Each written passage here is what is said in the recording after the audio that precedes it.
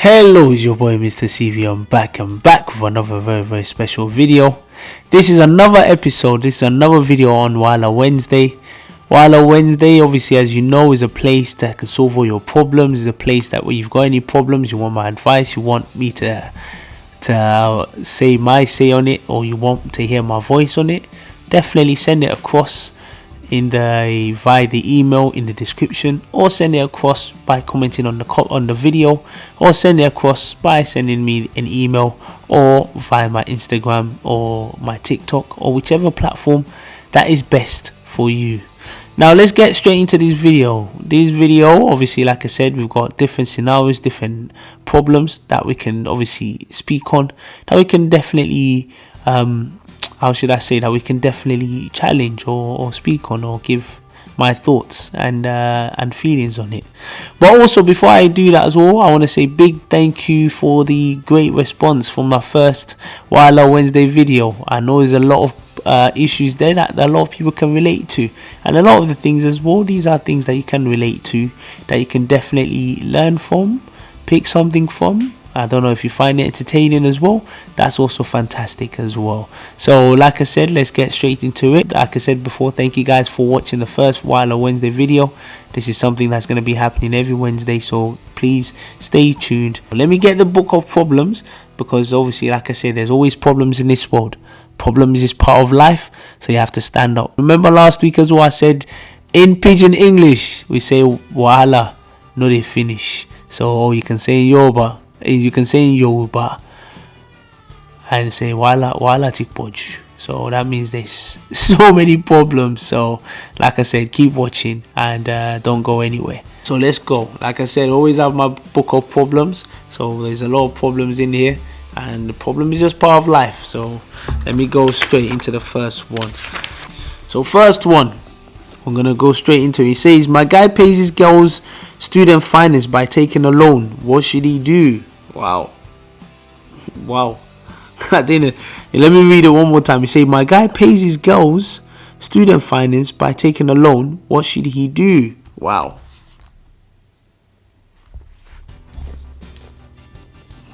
Whoa. My guy pays his girl's student finance by taking out a loan. What should he do? Wow. You know what? Someone I know actually gave me this one, actually told me what was happening, and we just laughed at it actually.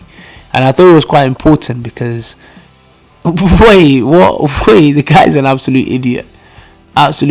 Look, listen, I know you like your girl, or if you're with your girl, fair enough, fair play.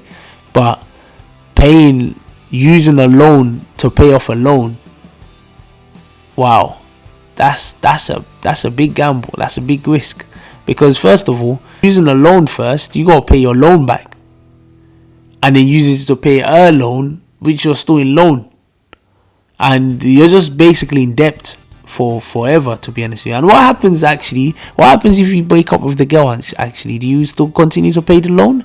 Because student finance loans, it's not a cheap loan at all. It's a lot of money. It's a lot of money you gotta pay. Trust me, there's a lot of money. It's better to keep your money, use it for something else, use it to do something else with yourself. Because I know my student finance money, wow, it's a lot. It's touching about £100,000. And I remember there was one time where my mum must have seen the letter for the student finance, and she saw how much we was owing, and she started screaming. And I was like, mom, don't worry about it. After like 25-30 years, it's going to get wiped off. But also as well, every month they take it out of my pay. And let's be honest with you, the student finance money, you're not going to finish paying it off. But that guy, trust me, you need to be living in places like Deptford, because you're in serious debt. You are basically in debt, and you're paying off. You're using you can't be using a loan to pay off a loan, especially a loan of student finance of that big. If you was paying your loan, yeah, it makes sense. But you're paying someone else's loan, and then, like I said, touch wood, you don't break up with a girl. But what about if you do?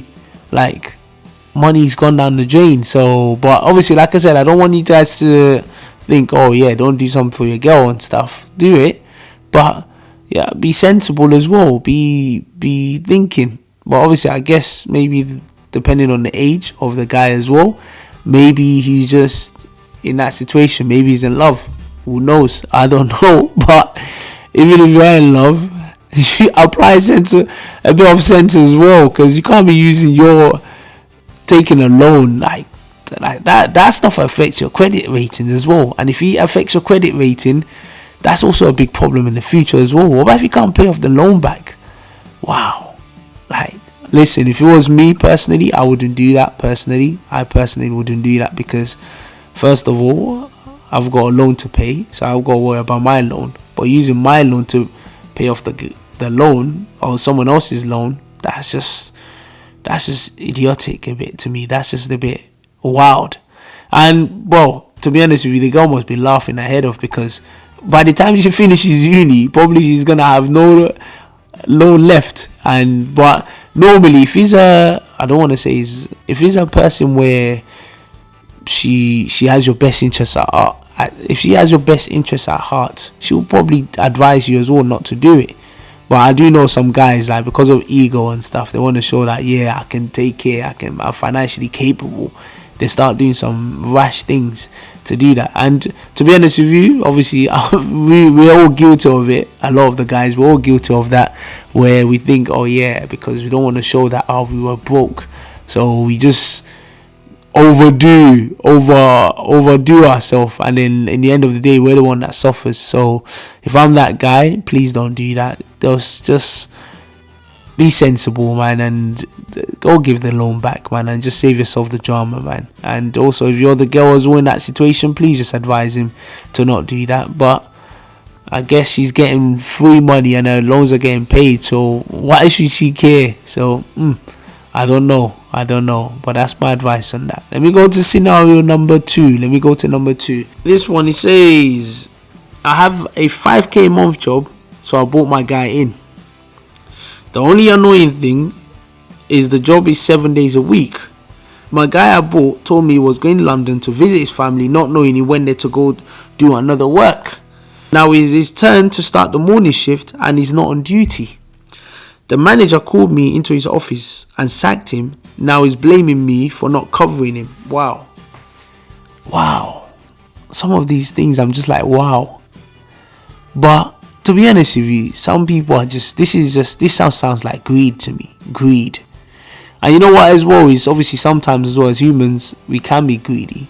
Because obviously I've been in also situations like that, where I was doing some job a while ago.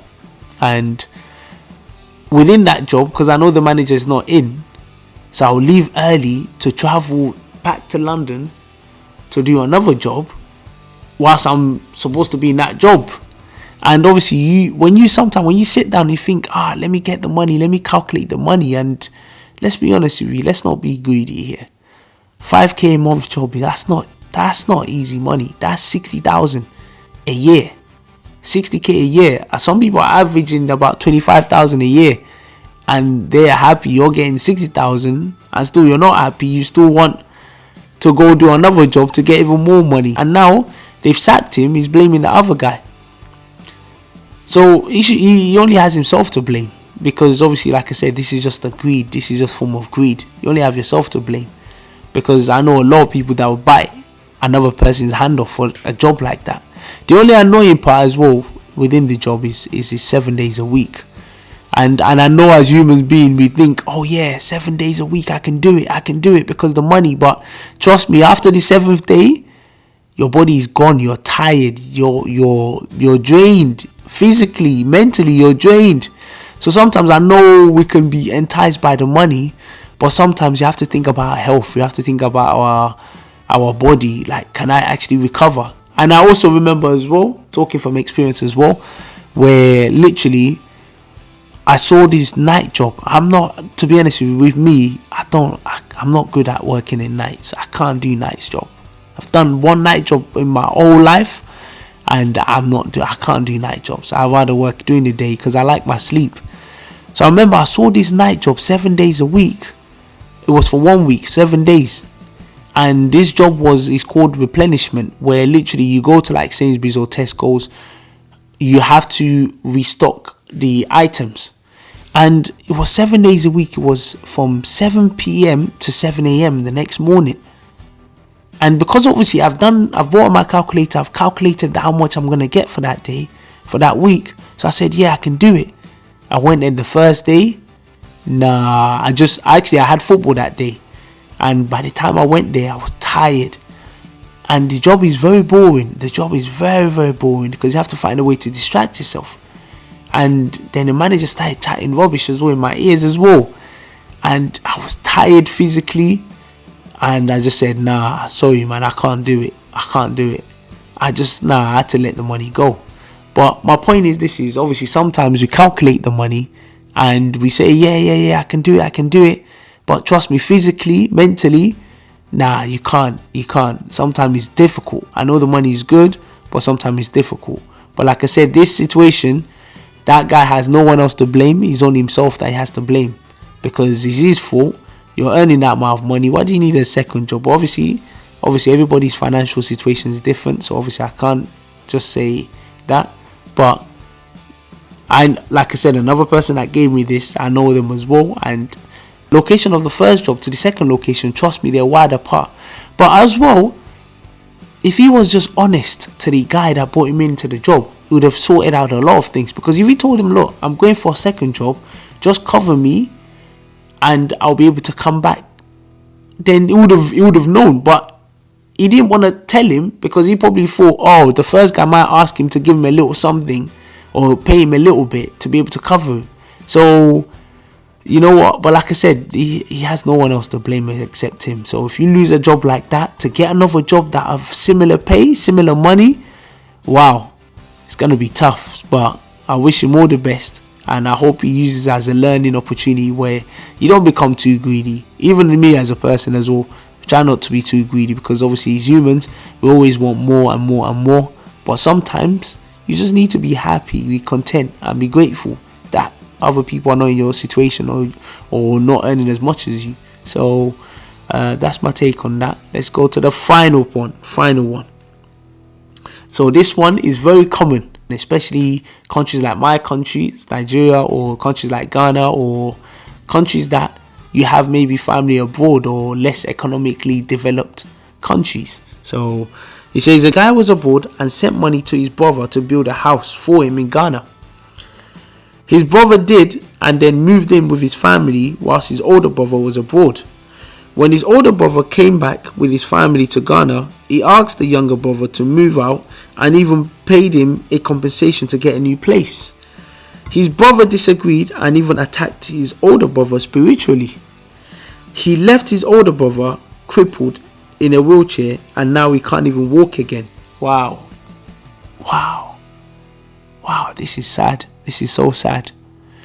And I know the reason why I said that it happens a lot in my country, such as Nigeria or places like Ghana, which obviously is in these situations, because they have this mentality. Like, I know people that live in the UK, in London here, or that live in other places where they have enough money to get a proper place to live comfortably, but they'll go rent one tiny room,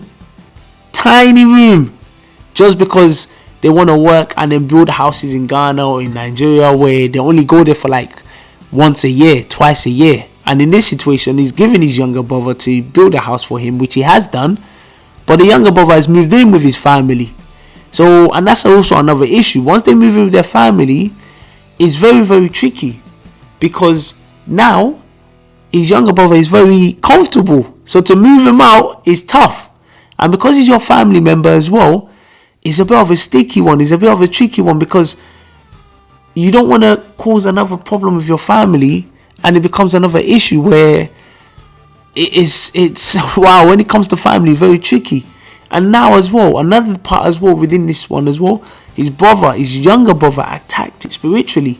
Obviously, a lot of people, like especially come from the country I come from, where they believe in juju, or where they believe in juju, if you want to say it with British accent, or juju, but in order to say it in a proper Nigerian accent is juju.